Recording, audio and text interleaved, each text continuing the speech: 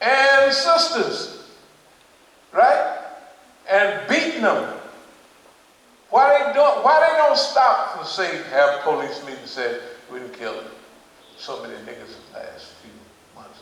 Here's what we do. We're gonna let the niggas go for about 6 months. They can do anything, run traffic lights. We don't care, right? Why? Because the world's attention is focused on them, right? If the police department had any brains at all, that's what they would do. Why they don't do it? How come every week is some new person killed? To make us mad, to go back and solve a problem that was solved back in the 60s, or pretended to solve. What I'm trying to tell you is this: we have to keep up on things. We have to think and plan and organize. And when it talks about La tabakuna tabakan and tabakin, you shall surely ride upon event after event. Each event is like a ride. It takes you from one place to another.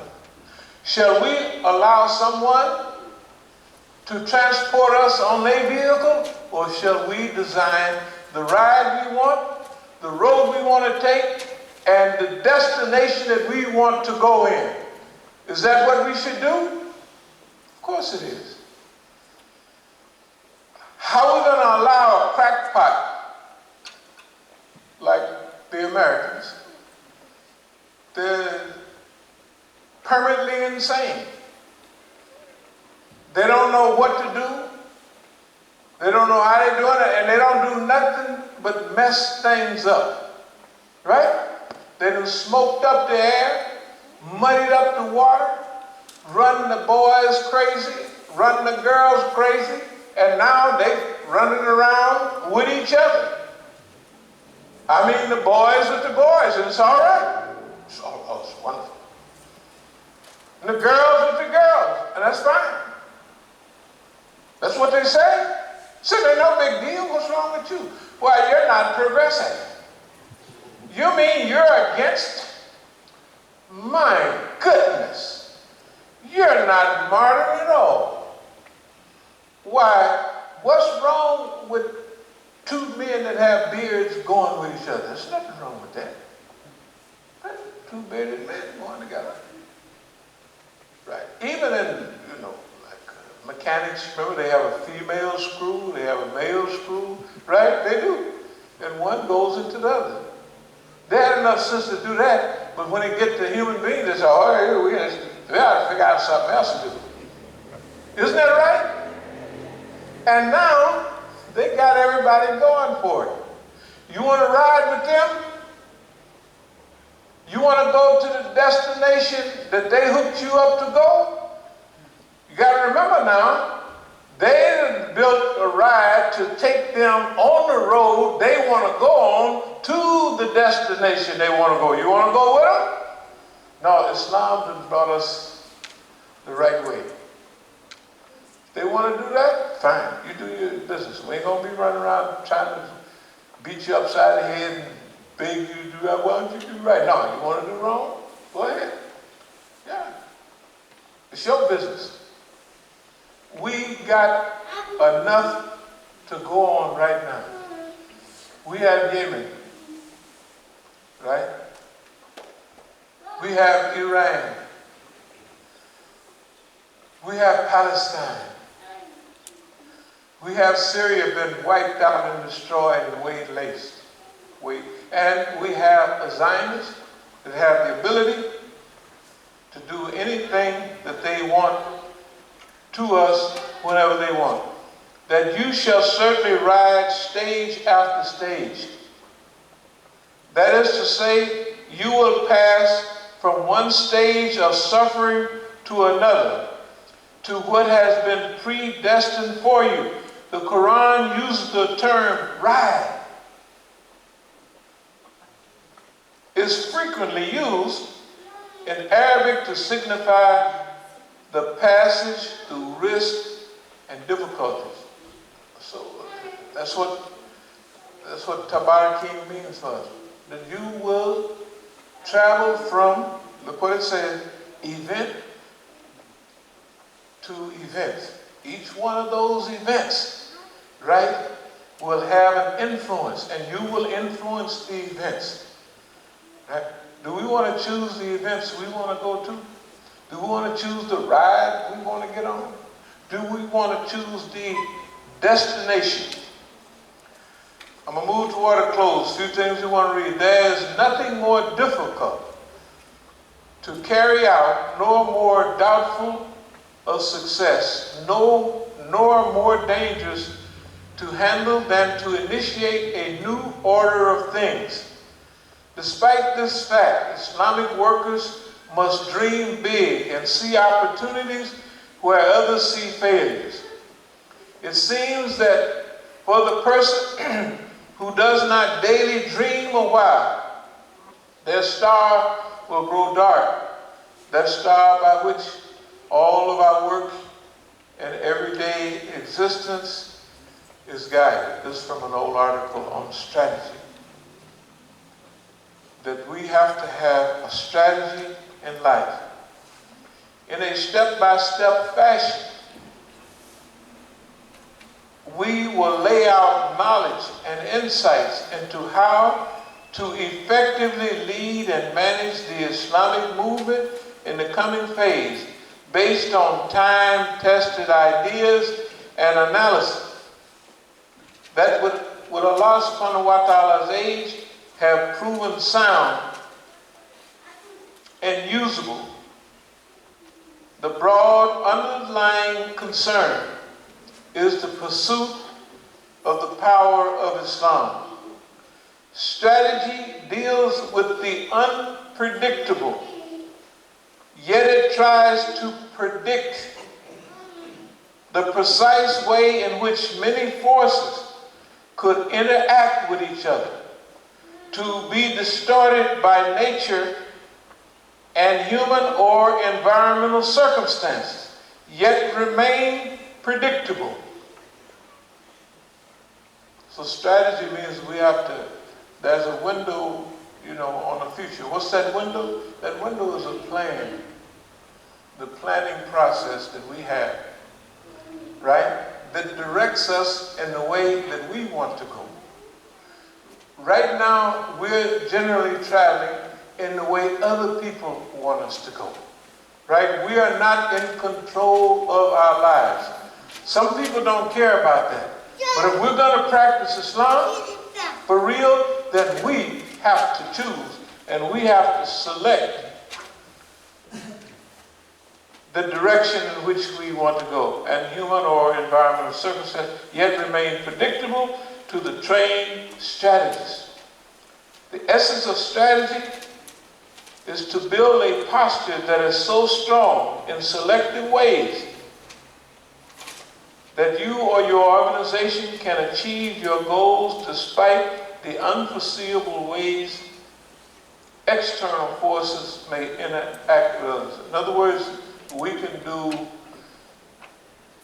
if we plan hard enough, if we work hard enough, we believe hard enough, do you know we can do what we want to do, what's good for us? What we've studied, what Allah have given us, and we say, we believe from our research that Allah wants us to go there.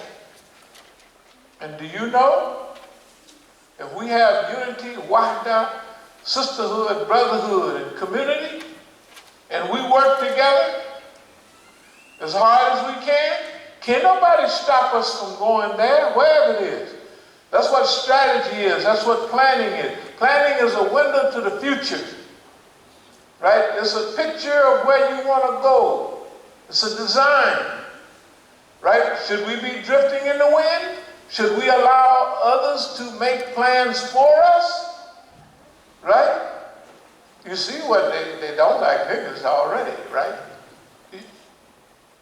You want somebody to make a plan for you that hate everything about you. Hate how you look, hate how you talk, puts you in jail, beats you upside the head, blows you away whenever he feels like it, right? Or they feel like it, right? Send you to a kangaroo court and say, justice prevails. Justice, what are you talking about? justice prevail, right? What about our plan? What about our goals? What about our love? What about our children? Should we allow that monster to raise our children? He can't raise his own. He got his own. People don't know up from down, right from wrong, or boys from girls. So he'll teach you. Your children won't know boys and girls either. They won't know right from wrong, right? You don't want to be oppressive, do you? You don't want to be narrow-minded, do you? Sin? What is sin? You say it's a sin? Can you prove it's a sin? Yeah, we can prove it's a sin. How do we know it's a sin? Because it's what Allah said in the Quran.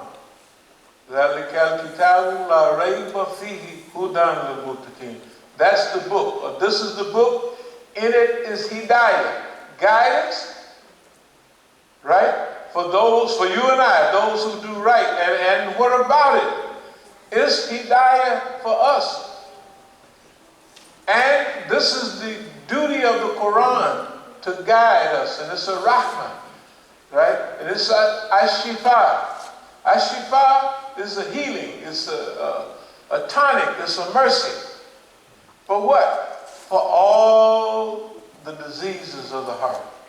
Shifa is a healing, right? This is the Quran. We have the best book. Why don't we follow it? We have the best leader in world history, Prophet Muhammad sallallahu alaihi wasallam. He outshines everybody. They got people running around, Genghis Khan, them, and the Johnson, them. They never, you know. What did they do? What kind of backbone did they have, right? What kind of compassion did they have? Did they start wars like Lyndon Johnson and slaughtered 2 million Vietnamese and another 58,000 Americans and run 2 or 3 million crazy? Y'all all got uncles and parents who was over in Vietnam, right? How many of them came back all right? Hey man, you come back all right. Good for you. How many? 1 or 2? How many got Agent Orange to death? Right? What about the Gulf War? How many got depleted uranium to death? Right? How many women that went over there as soldiers was having women like the women in Iraq was having? Little 2-headed babies, little one arm here, the other arm on the foot, right? Depleted uranium. What we're trying to say is, we have the guidance. We have the hidayah. We're just asking, let's give it a try. Let's use it. And let's use it with a plan. Let's use it with a strategy. We're going to just read a little more and we're going to close.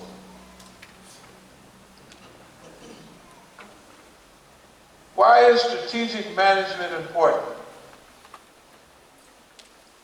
Islamic organizations of all types and sizes continually face new and changing situations.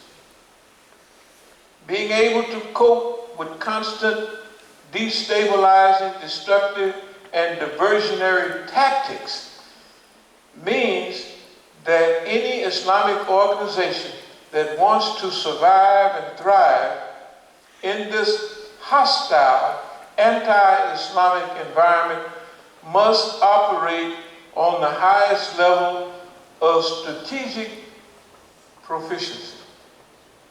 Strategic, we got to know where we want to go, and we got to have a big plan to get there. And we got to have cooperation amongst each other. So we very seldom have cooperation with each other. One guy told me, he said, Imam Musa, I wouldn't took what they did to you out there in Oakland. I said, they didn't do nothing but arrange things the way I wanted. I said, they the ones discombobulated. I said, we done mishandled them. We didn't manhandle them. They don't believe it because they look at you, you got lumps on your head. So they say, they must have did something. I said, yeah, they did what we wanted them to do. And now we'll challenge them, like when we go out there, the way we want and how we want and when we want. That means you're control of your environment. You don't jump up and start working when they say, get going, right? You do it when you choose.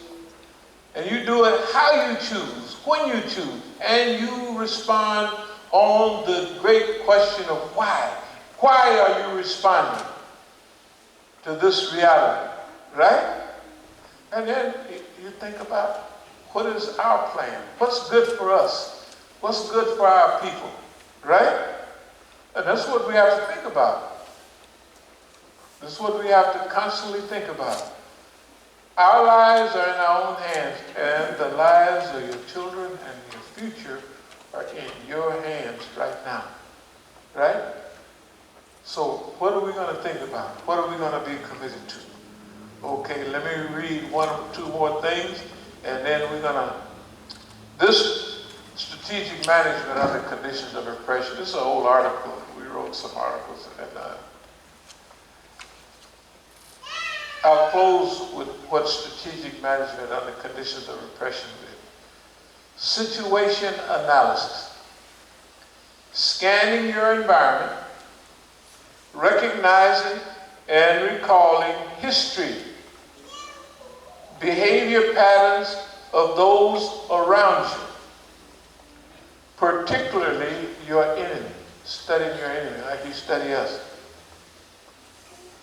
Monitoring and evaluating strengths, weaknesses, opportunities, and threats. SWOT analysis. Things that you study and you realize there's strengths in them, but there's also weaknesses in them. You have to know the difference between strengths and weaknesses, and opportunities and threats. Strategy formulation is number 2. This includes number 1, mission, your reason for existence. 2, goals, steps to be accomplished in working toward the mission. 3, objectives, smaller results that must be achieved within a time limit. 4, strategies, plans, and methods to achieve the mission and goals and objectives. 5, policies, broad guidelines for decision making. And number 3, strategy implementation. Now, you didn't study your society, you didn't scan your environment, you just studied it, right? And you didn't come up with the historical process and the behavior patterns and all those things that make up your society. Then you formulate a plan based on your research. Now, number 3, strategy implementation. You don't do like most people do. They make a little plan, then they go sit down, have a rest, turn on the TV, and that's it. Strategy implementation. This includes programs, activities needed to accomplish the overall plan, budgets, meetings, the costs related to those programs, and 3, procedures, sequence of steps needed to do the job. Number 4, evaluation and control, monitoring performance and taking corrective actions. You know, that's what people do on us, strategic management. What kind of music them niggas like right now? Well, they got that rap music in the 80s, and it's not healthy for them niggas. Right? It's teaching them rebellion. So let's go get some gangster rap. Shoot that nigga, kill that bitch, blow that niggas up, right? Tell the truth. You remember? Well, you gotta think about it. The good conscious rap. History building, character building, 1980s, 85 rap music, right? 1995, Snoop Doggy Dogg and them niggas, right? Not that type of stuff. Shoot that nigga, blow that nigga up. Don't say nothing about blowing no European up or nothing like that. What? You ever, we used to stand out there in the winter, now that used to be the dopest festival. Maybe it won't be like that. But we had something to do with trying to clean it up. You got hedges out there. Every time the police come, the Negroes over there would have guns this big and they throw them in them hedges. A nigga come by that they don't like, they'll blow them away. They'll right around here, just blow them away.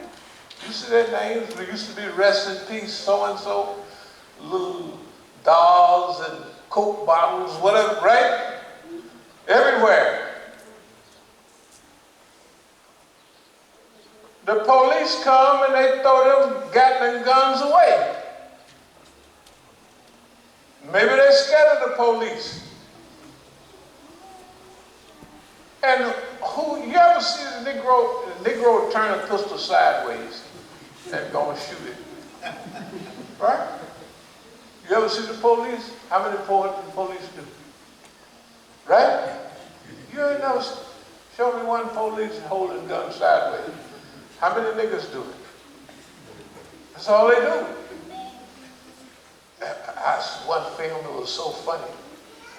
It was a gangland thing in LA. You probably remember. The nigga put a potato, you see that on the end of South Central. Put a potato on the end of a pistol for a silencer. Very cool.